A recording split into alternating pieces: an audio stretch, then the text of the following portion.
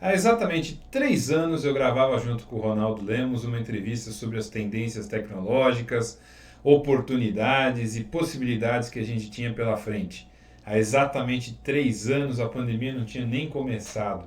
Vale muito a pena rever as tendências, as oportunidades, as observações que a gente tinha sobre o futuro e entender o que se realizou, o que não se realizou, o que está em possibilidade de acontecer, o quanto que a pandemia mudou a percepção do que a gente tinha para o futuro. Vale a pena rever, assista no meu canal.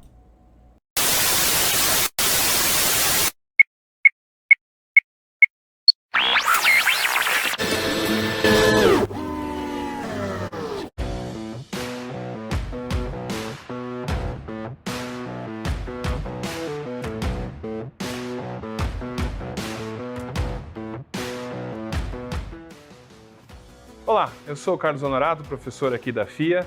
Estou com o nosso convidado, Ronaldo Lemos.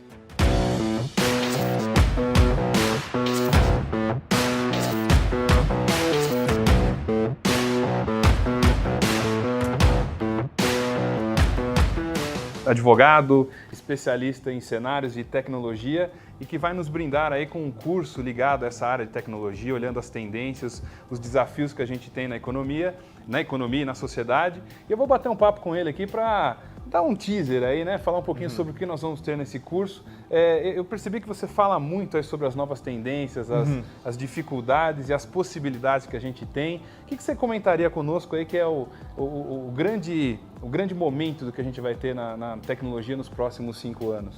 Olha, acho que a mudança de tecnologia hoje, né, a gente está vendo isso na realidade da nossa vida, né? Todo ano, toda hora aparece uma novidade e coisas que têm mudanças profundas no mercado de trabalho, na forma como a gente vive nas cidades e assim por diante.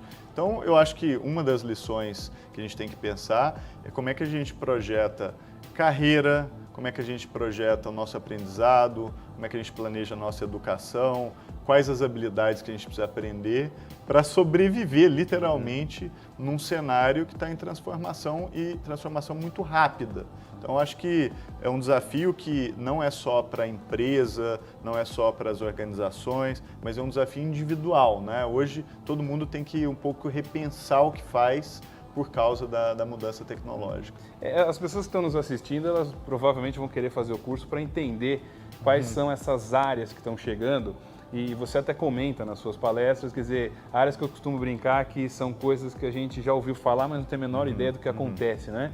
Quais são essas áreas que você diria que na tecnologia vão fazer a diferença nos próximos anos? Olha, hoje o assunto do momento é inteligência artificial, né? Então, um dos temas a esse respeito é a chamada infusão de inteligência artificial. É você pegar atividades até tradicionais, por exemplo, alguém que tem um comércio na rua ou alguém que gere uma pequena empresa e a partir da análise de dados e aplicação de inteligência artificial, gerar ali tomadas de decisões mais eficientes, mais inteligentes, com mais produtividade e assim por diante. Então, inteligência artificial é certamente uma desses elementos, né, desse mundo hoje. Mas tem mais. Hoje, por exemplo, a gente pode pensar em Big Data, né, coleta de dados, Cloud Computing, né, que é a computação em nuvem. São ferramentas que estão onipresentes e que mudam tudo, né? Mudam a educação, muda a forma como a gente produz mídia, muda a forma como a gente consome mídia. Então, a gente está num mundo em que essas ferramentas de criatividade estão postas. E cabe a gente também participar do desenvolvimento das aplicações que elas têm, porque essa é a minha preocupação, que é que a gente não seja só consumidor dessas ferramentas, mas que a gente também use essas ferramentas para criar soluções e criar coisas novas. E você acha que qualquer pessoa pode acessar esse tipo de informação? Quer dizer, nós no nosso curso aqui vamos ter pessoas que não conhecem tecnologia ainda. Você acha que a gente está numa fase da indústria, do comércio, dos serviços, em que a pessoa tem que aprender a aprender? Seria essa o grande desafio que a gente tem nos próximos anos? Sim, e eu acho que assim, a primeira coisa que você precisa para se apropriar, né, desse tipo de ferramenta é informação, né? Então, educação é fundamental. E você ter educação e saber o que existe, né? Então, saber qual o tipo de ferramenta, onde é que eu encontro essas ferramentas, como é que eu treino habilidades para usar cada uma dessas ferramentas. Essa é a base, porque você não pode usar algo que você não conhece. Então, eu acho que buscar uma educação estruturada, uma educação que te mostre um começo, meio e fim, o que existe hoje de prática mais inovadora é o começo. E aí, uma vez feito isso, eu acho que o mundo se abre, né? Porque você pode utilizar aí tutoriais que você encontra com parceiros, um curso como esse, com colegas, você vai formar redes com colegas que também estão fazendo o curso com você. Então, eu acho que esse tipo de atividade depois gera ali um movimento que não para no curso em si. Então, é um movimento de transformação, por isso que eu acho que é importante. Uma coisa que me chamou a atenção nas suas falas é a questão da rede, né? Da capacidade da gente formar redes de pessoas, né? De se conectar por assuntos interessantes e tudo mais. E isso não está acontecendo só no Brasil, né? Você teve uma experiência na China que foi muito interessante, eu tive a oportunidade de conhecer a China também, é um ambiente extremamente impressionante, até amedrontador, né? Quer dizer, deixa a gente assustado. O que você viu fora do país que você acha que pode ser trazido para o Brasil? O que você viu na China, por exemplo? São coisas que a gente deveria olhar para o Brasil e falar assim, temos que caminhar nesse sentido para poder ter sucesso.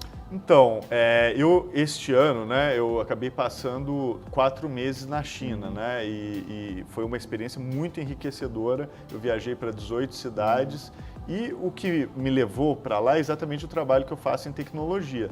Não há como hoje você trabalhar com tecnologia ignorando o que está acontecendo na China. Então isso me levou para lá. E eu tomei um susto, né? Eu fiquei com uma cara perplexa, assim, chocado, porque em muitas coisas eles já estão passando à frente do Vale do Silício. E em outras coisas estão lá num caminho muito superior, por exemplo, ao Brasil, né? Então, quais lições eu acho que podem ser úteis disso, né? Primeira coisa, a ética do aprendizado, né? O chinês tem uma coisa histórica cultura, né? da educação. De estudar, né? Mesmo assim, 2000 anos antes de Cristo, com Confúcio, o valor da educação já era essencial. Então, é uma sociedade em que a educação é central para todos os valores, né? Então essa é a primeira coisa. Segunda coisa, uma ética do trabalho, né? De trabalhar muito, de ir atrás e de pensar não só em si mesmo, mas também no coletivo, né? Eu acho que isso também me chamou a atenção. Uma capacidade de planejamento extraordinária. Então, saber planejar no longo prazo, o que eu quero da minha vida daqui a 5 anos, você entendeu? Mas o chinês ele tem um pouco de tentativa e erro também, né? Ele Tem. erra, vai de novo, né? Tem, mas dentro do planejamento. Dentro do planejamento eu tive uma experiência lá que foi interessante, porque eu estava fazendo um documentário lá, né, que passou no Fantástico e no Canal Futuro, até tá tudo online depois para quem quiser assistir, mas o documentário chama Expresso Futuro. E num belo dia a gente estava gravando em Pequim e a gente, como brasileiro, gosta de improvisar, né? Sim. Então eu cheguei para a equipe de produção, que era metade brasileira, metade chinesa, e falei, olha pessoal, acabei de receber uma ligação de um amigo que vai estar aqui só hoje, vocês não querem ir lá e a gente pega lá, passa lá entre uma gravação e outra e tal. Aí o chefe de produção chinês virou para mim e falou assim, tá no nosso planejamento? Eu falei, não. Eu falei, então a gente não vai. Aí eu fiquei tentando argumentar, né, como bom brasileiro. Falei, não, mas vamos dar uma passadinha lá, até essas palavras que a gente usa, né? Passadinha, tentadinha. Ativa, isso para o chinês, um esforcinho, isso nem existe no chinês, né? Aí ele falou uma frase que me marcou muito e que eu acho que serve de lição para todo mundo, que ele falou o seguinte, ele falou, olha, eu falei assim, vamos tentar passar lá. E ele falou assim, olha, eu não posso tentar, porque se eu tentar, eu posso falhar.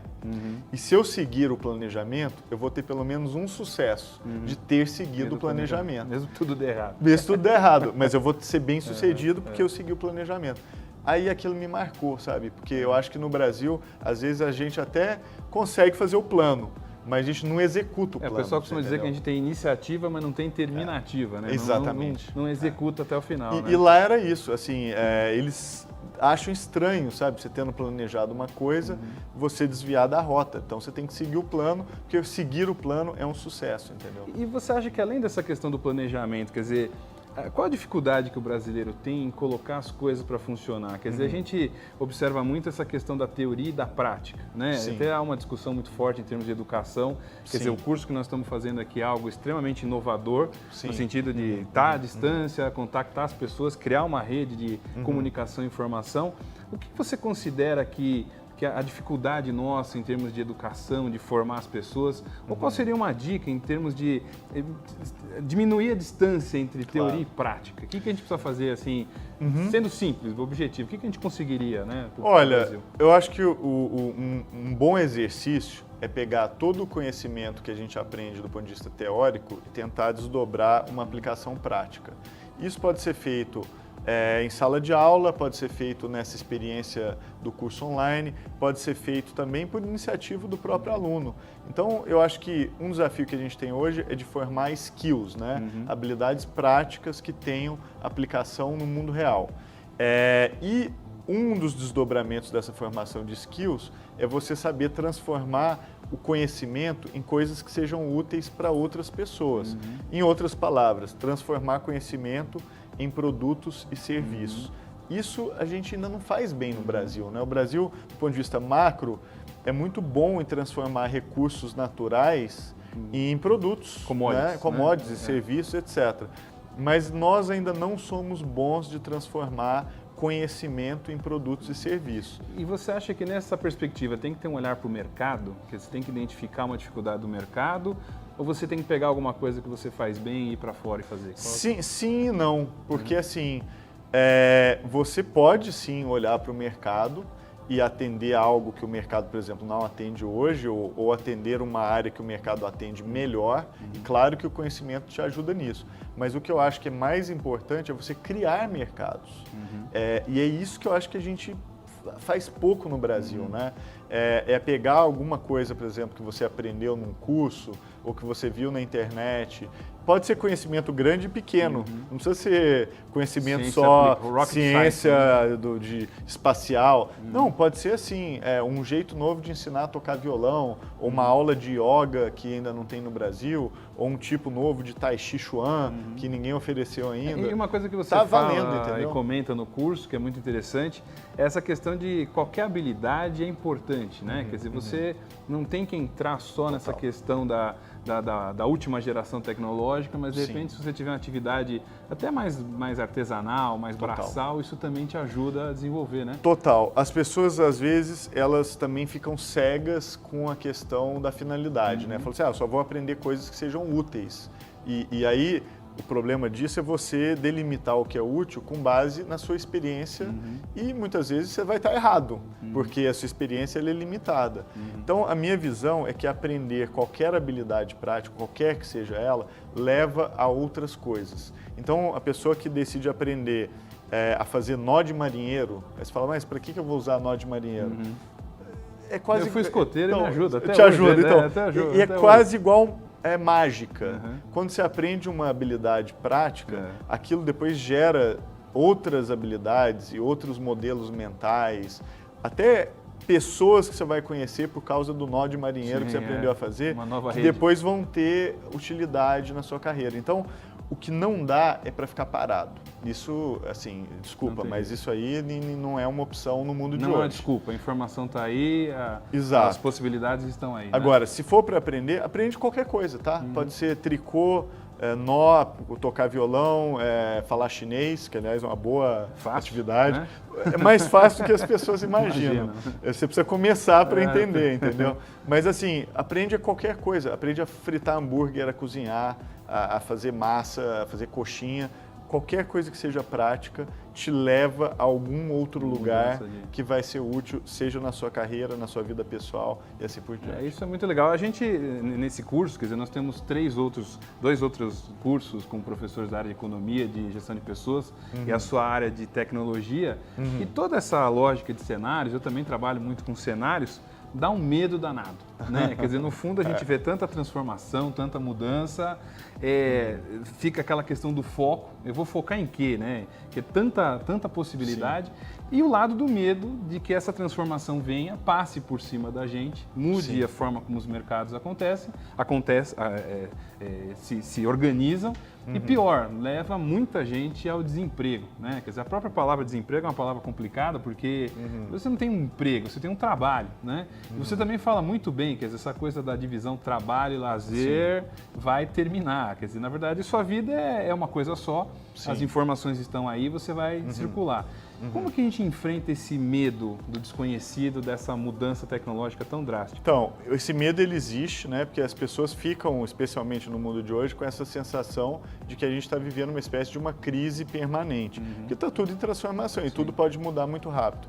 Tem uma frase de um prêmio Nobel chamado Paul Homer, com quem até conversei, eu gosto de contar. Ele é prêmio Nobel de economia. De economia. E ele falou uma coisa que era assim: uma crise é algo muito importante para ser desperdiçado.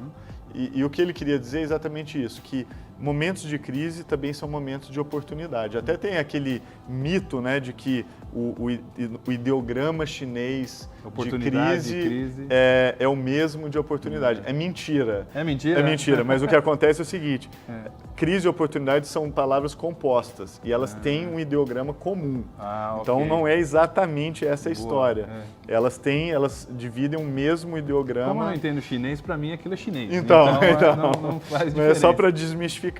E isso é interessante, porque crises são momentos em que criatividade é mais bem-vinda do que nunca, são momentos em que você tem ali a possibilidade de pensar as coisas de formas diferentes. Reformas e mudanças têm que ser feitas. Não tem e, obviamente, não é fácil, você não tem que desconsiderar a gravidade que muitas crises têm, óbvio, mas ali eu acho que tem sim a possibilidade de você pensar de forma criativa e que as pessoas afloram, às vezes, habilidades que elas de outra forma não utilizariam. Tem que estar aberto para esse desenvolvimento de novas competências. Com certeza. E que dica que você daria para o nosso aluno, para a pessoa que vai assistir os nossos cursos, quer dizer, em termos de carreira, né? A palavra carreira também é um negócio complexo, porque hoje mistura tanto esse lado do medo do ambiente, mas também a questão que se fala muito do propósito, qual a razão pela qual está lá, né? Você tem mesmo um sonho, né, de pensar Brasil, quer dizer, pensar para frente. A gente não está acostumado a olhar para o futuro, a gente fala cenários 2025, quer dizer, a gente parece que é um longuíssimo prazo, né? Como você sugeriria para as pessoas o pensamento olhar para a carreira, especialmente para quem está assistindo um curso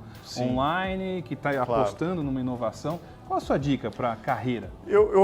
Minha visão é a seguinte: você tem que ser capaz de gerar mais valor do que você se apropria. As pessoas que geram valor para o seu entorno, em geral, elas prosperam. Então, se você está no trabalho, se você está em família, está em comunidade, quais são as pessoas que são mais reconhecidas? São aquelas que são capazes de gerar valor para todo mundo. Então, ter uma dose ali importante de generosidade é fundamental. E para que a gente aprende habilidades? Para gerar valor.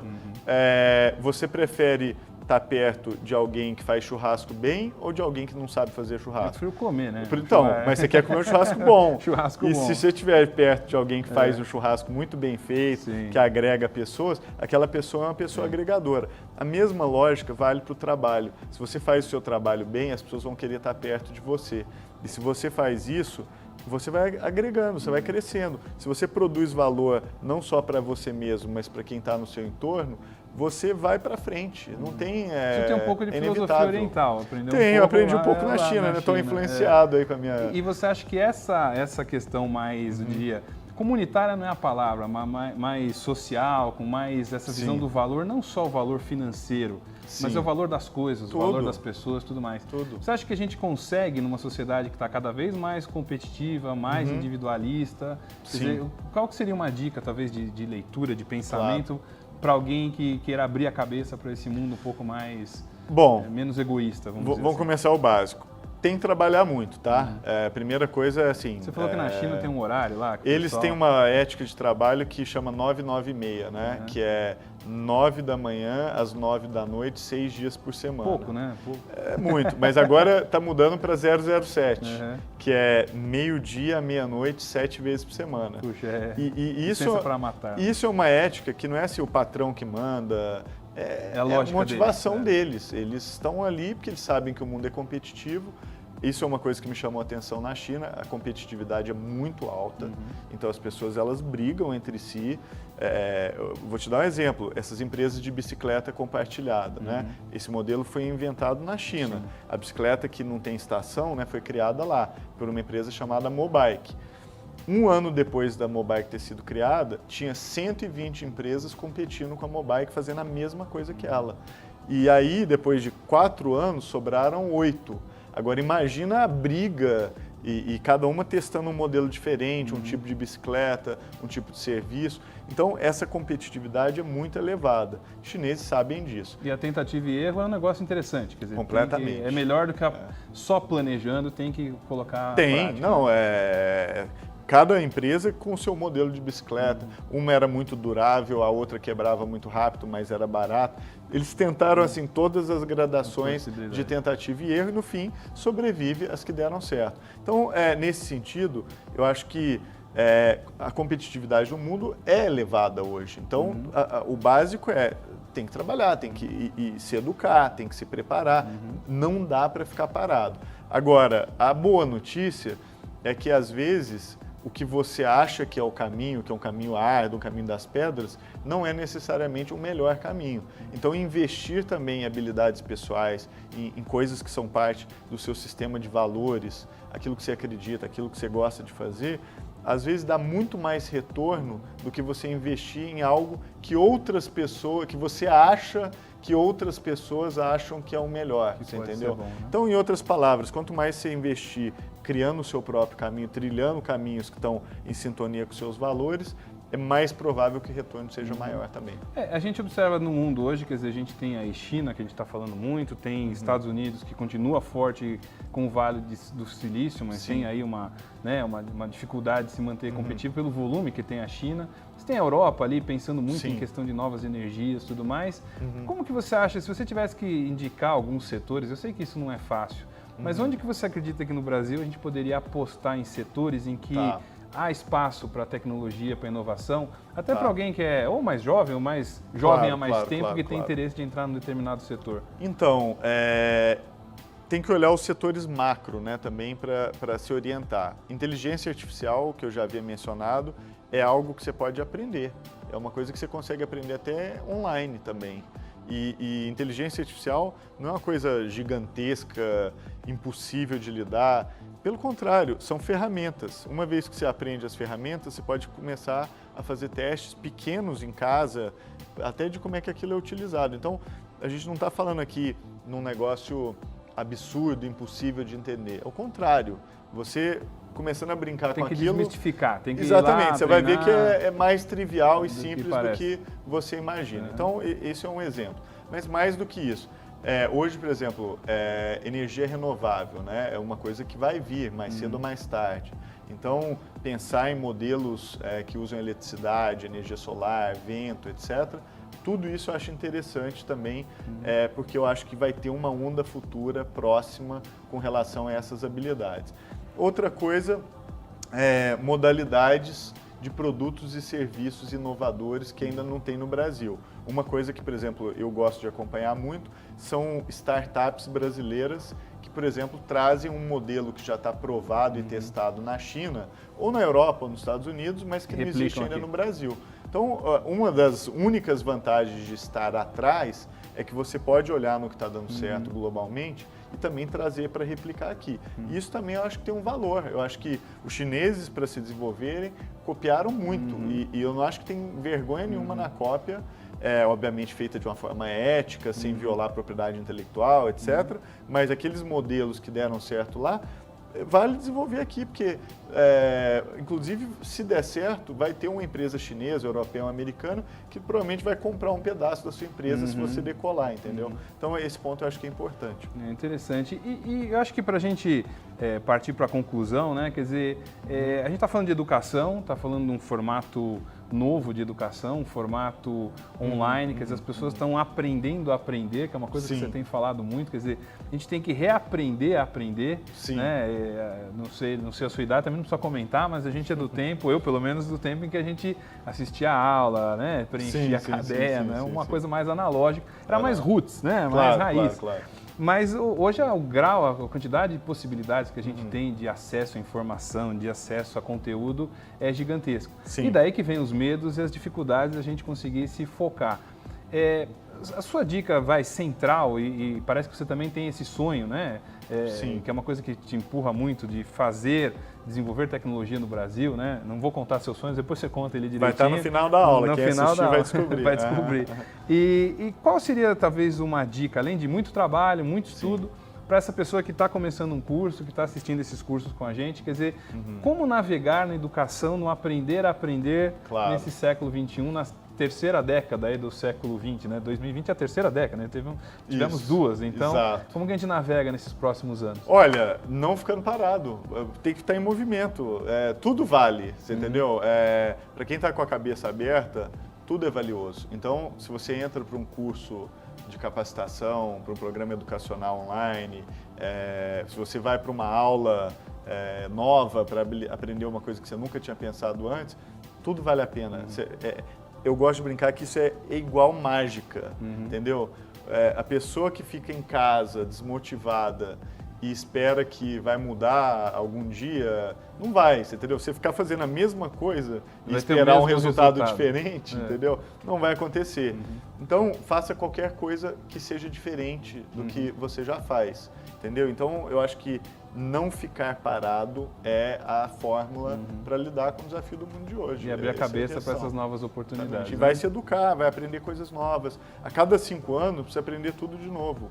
Tem que lembrar disso. Então, aquela ideia da educação, que você vai lá, recebe o diploma, né? Vai para casa e falou, parabéns, agora não preciso estudar nada, nunca mais, não preciso fazer prova, não preciso ler nada. Esquece. A cada 5 anos você tem que aprender tudo de novo. Se tivesse uma frase final para dizer para o pessoal, o que você diria? Olha... já disse tanto, né? Mas já disse várias, mas assim, vou ter que inventar uma frase. Quem fica parado é poste. E mais, tem uma que... Eu moro no Rio de Janeiro, então eu tenho que fazer uma metáfora carioca. Boa. Surfista que pensa muito perde a onda. Então também tem que... Vai ver que é por isso que eu nunca consegui então, fazer não pode também disso. ficar preso na elocubração, não. Tem que mandar bala. Então. Tá joia, muito bom. É isso aí. Bom, foi um prazer aqui estarmos com o Ronaldo Lemos. Prazer é meu. Tem o nosso curso de cenários na área de tecnologia. Aproveitem o curso, assistam. Nós temos outros 2 cursos ligados à área de economia e de gestão de pessoas, de carreira. E aproveitem esses cursos, a oportunidade que a gente tem de conversar com ele. Muito obrigado de novo. Eu que agradeço. Parabéns pelo conteúdo, parabéns pelas dicas e vou seguir boa parte delas. Muito obrigado. Maravilha, tamo juntos. Obrigado, Valeu, um abraço a todos.